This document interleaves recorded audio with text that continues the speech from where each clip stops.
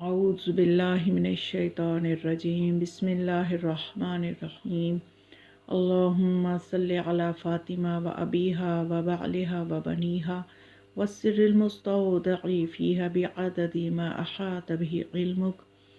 अय्याम फ़ातिमिया के हवाले से जनाब सैयदा कौनैन की अज़मत का एक और बाब आपके सामने पेश करना चाहती हूँ कि जनाब सैयदा फ़ातिमतुज़ ज़हरा सलामुल्लाहि अलैहा, जो कि अहलुल बैत अलैहिमुस्सलाम में मरकज़ियत की हैसियत रखती हैं, कि जिन बीबी के बारे में इमाम हसन अस्करी अलैहिस्सलाम ने फ़रमाया, नहनु हुज्जतुल्लाहि अलल बराया व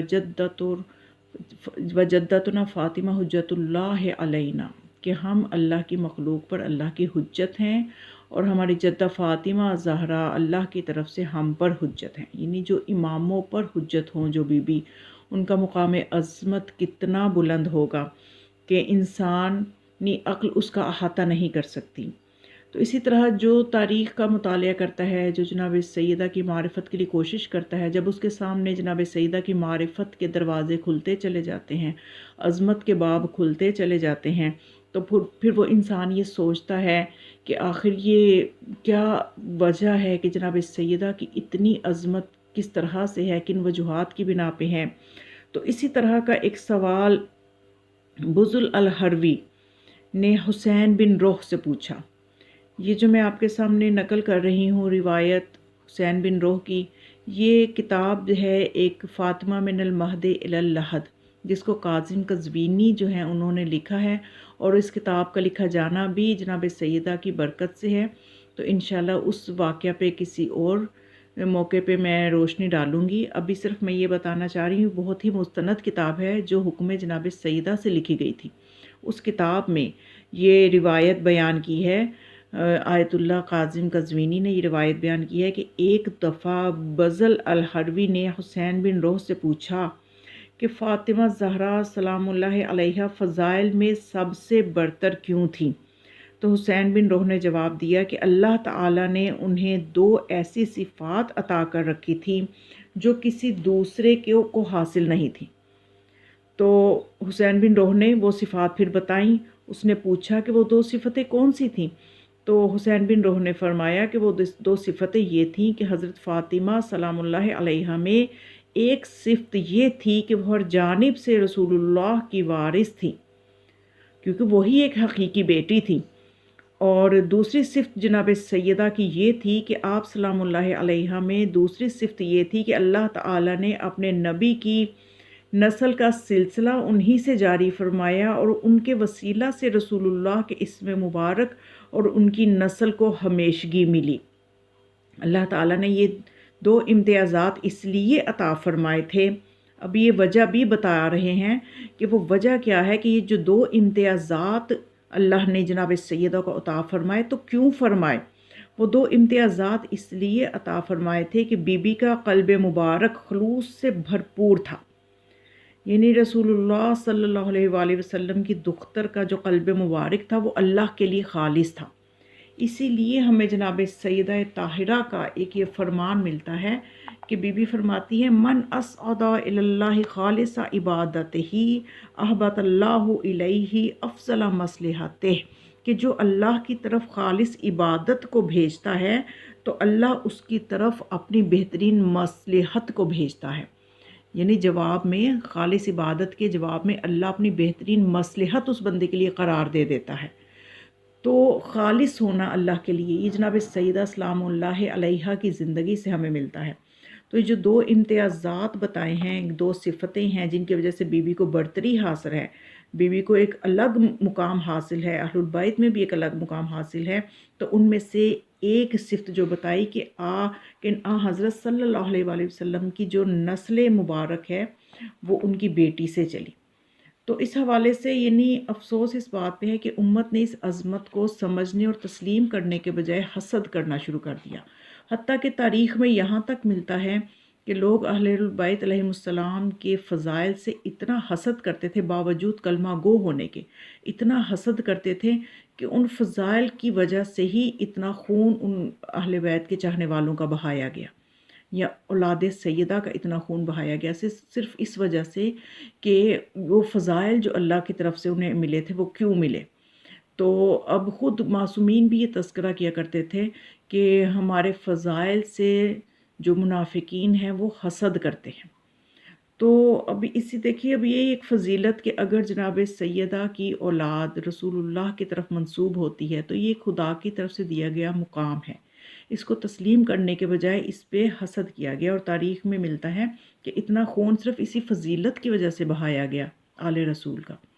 علامہ مجلسی نے بہار الانوار میں یہ واقعہ نقل کیا ہے کہ عامر شعبی کا بیان ہے، کہتا ہے کہ ایک رات میری طرف حجاج بن یوسف کا پیغام آیا کہ فوراً جو ہے اس کے دربار میں پہنچو۔ تو یہ عامر شعبی کہتا ہے کہ جب میں نے یہ پیغام سنا تو میں پریشان ہو گیا کہ مجھے اس کے ظالمانہ رویوں کا علم تھا۔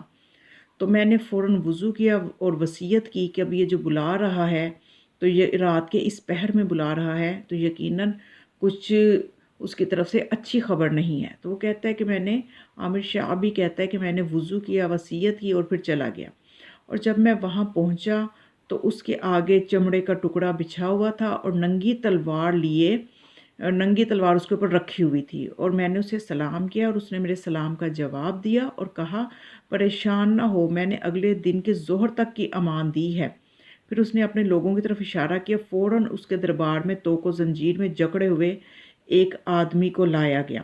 حجاج کے سامنے جب اس آدمی کو کھڑا کیا گیا تو حجاج نے میری طرف رخ کیا اور کہا کہ اس مرد کا عقیدہ یہ ہے کہ حسن و حسین پیغمبر کے بیٹے ہیں، اب اس پر لازم ہے کہ یہ اپنے دعویٰ کو دلیل قرآن سے ثابت کرے تو میں اسے چھوڑ دوں گا، وگرنہ اسے قتل کر دوں گا۔ تو وہ عامر شعبی کہتے ہیں کہ میں نے یہ دیکھ کر کہا کہ بہتر ہے کہ اسے توق و زنجیر سے آزاد کر دیا جائے تاکہ وہ آسانی کے ساتھ دلیل پیش کرے اور اس مصیبت سے نجات حاصل کرے۔ اگر وہ دلیل پیش نہ کر سکا تو تلوار اس لوہے کو نہیں کاٹ سکتی، تو ہر صورت میں اسے توق و زنجیر سے آزاد کیا جائے۔ حجاج نے، عامر شعبی کہتا ہے کہ میری درخواست کو قبول کیا اور اسے زنجیروں سے آزاد کیا۔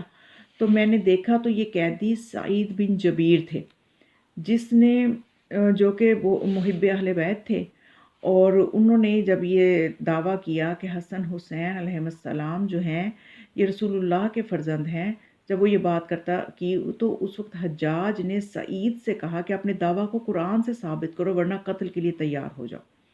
تو عامر شعبی کہتے کہ میں نے دیکھا سعید نے پرسکون انداز میں بھرپور اعتماد کے ساتھ کہا ذرا صبر کر، میں تمہیں اپنی دلیل دیتا ہوں۔ تھوڑے توقف کے بعد سعید نے گفتگو کا آغاز کیا اور ان الفاظ میں اس نے یہ سورہ انعام کی آیت نمبر 84 اور 85، 84 اور 85 جو ہے ان کو پڑھنا شروع کیا۔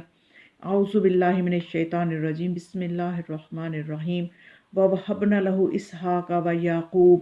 اس طرح سے وہ پوری جو آیت ہے اس کو پڑھا، اور وَزَكَرِيَّا وَيَحْيَىٰ وَعِيسَىٰ وَإِلْيَاسَ۔ جب یہاں تک پڑھ چکے تو جناب سعید نے حجاج سے سوال کیا اللہ تعالیٰ نے اس مقام پر جناب عیسیٰ کا نام کیوں لیا، اس میں کیا مناسبت ہے؟ حجاج نے کہا اس لیے کہ نسل ابراہیم میں سے ہیں۔ تو جناب سعید نے کہا اگر جناب عیسیٰ حالانکہ والد نہیں رکھتے تھے، پھر ان کے اور جناب ابراہیم کے درمیان فاصلہ بھی بہت زیادہ ہے، باوجود اس کے کہ وہ جناب ابراہیم کی دختر کے فرزند ہونے کے باوجود وہ اولاد شمار ہو سکتے ہیں جناب ابراہیم کی۔ تو ادھر حسنین شریفین جو پیغمبر کے نواسے ہیں، ان کی بیٹی کے بیٹے ہیں، وہ پیغمبر کی اولاد میں سے نہیں ہو سکتے؟ حالانکہ فاصلہ بھی نہیں ہے، کہ ادھر تو فاصلہ بھی اتنا زیادہ ہے کہ جناب عیسیٰ میں اور جناب ابراہیم میں فاصلہ بھی بہت زیادہ ہے۔ تو جب حجاج نے یہ مدلل جواب سنا تو لاجواب ہو گیا اور حکم دیا کہ انہیں اس کے گھر لے جاؤ اور 10,000 دینار بھی ان کے گھر بھجوائے، یعنی وہ جو قیدی تھا سعید بن جبیر ان کے گھر دینار بھی بھجوائے۔ تو اس کے بعد یہ کہنے لگے، عامر شعبی نے کہا کہ میں نے بات کو بڑھاتے ہوئے کہا کہ اس واقعے کو جب دوسرا دن ہوا تو میں نے اپنے آپ سے کہا کہ مجھ پر لازم ہے کہ میں اس جوان سے قرآن کی تفسیر پڑھوں، حالانکہ میں اپنے آپ میں خیال کرتا تھا کہ میں قرآن کا فہم رکھتا ہوں، اس وقت معلوم ہوا کہ میں قرآن کے فہم سے بہت دور ہوں۔ جب میں مسجد میں آیا کہ میں اس جوان سے کہ جس نے اتنی اچھی دلیل دی ہے اس سے قرآن سیکھوں، جب میں مسجد میں آیا تو وہ دینار جو سعید کو ملے تھے وہ سامنے پڑے ہوئے تھے اور 10 کی مقدار میں وہ غریبوں میں لوگوں میں تقسیم کر رہے تھے۔ تو دیکھیے یہ ہوتے ہیں صحیح آل محمد کے چاہنے والے کہ جنہیں دنیا کی دولت سے کوئی غرض نہیں ہوتی، اور جب وہ اس مقام تک پہنچ جاتے ہیں کہ دنیا کی ان کی نظر میں کوئی حیثیت نہیں رہتی، تو ان کے دماغ، ان کے شعور پر پھر آل محمد کا نور کے صدقے سے ایسی ہدایت آ جاتی ہے کہ وہ اتنے مدلل جواب قرآن سے دینے کے تب ہی قابل ہوتے ہیں۔ اور جب تک کہ انسان محنت نہ کرے اسے اس وقت تک ان ہستیوں کی طرف سے عطا نہیں ہوتی۔ تو پھر اس کے بعد جو ہیں جناب سعید جو ہیں انہوں نے یہ بھی فرمایا کہ یہ سب حسنین شریفین کی برکت سے مجھے حاصل ہوا ہے۔ یہ ٹھیک ہے کہ اگر میں ایک مصیبت کا شکار ہوا ہوں کوئی بات نہیں، ادھر 1000 آدمیوں کو فرحت اور مسرت حاصل ہوئی ہے۔ تو وہ آیات جو جناب سعید نے پڑھی تھی وہ وہی آیات ہیں جو کہ سورہ نام کی آیت نمبر 84 اور 85، وَوَهَبْنَا لَهُ إِسْحَاقَ وَيَعْقُوبَ كُلًّا هَدَيْنَا وَنُوحًا هَدَيْنَا مِن قَبْلُ وَمِن ذُرِّيَّتِهِ دَاوُودَ وَسُلَيْمَانَ وَأَيُّوبَ وَيُوسُفَ وَمُوسَى وَهَارُونَ وَكَذَلِكَ نَجْزِي الْمُحْسِنِينَ وَزَكَرِيَّا وَيَحْيَىٰ وَعِيسَىٰ وَإِلْيَاسَ كُلٌّ مِّنَ الصَّالِحِينَ۔ تو یہ والی آیت جناب سعید نے پڑھی اور حجاج بن یوسف کو لاجواب کر دیا۔ تو یہ معرفت کے در اسی وقت انسان کے ذہن میں کھلتے ہیں کہ جب وہ خلوص کے ساتھ ان ہستیوں سے متمسک ہوتا ہے تو پھر وہ ہستیاں خود مدد کرتی ہیں اور ان کی طرف سے جواب جو ہیں وہ آ جاتے ہیں۔ وما علیہ الا البلاغ۔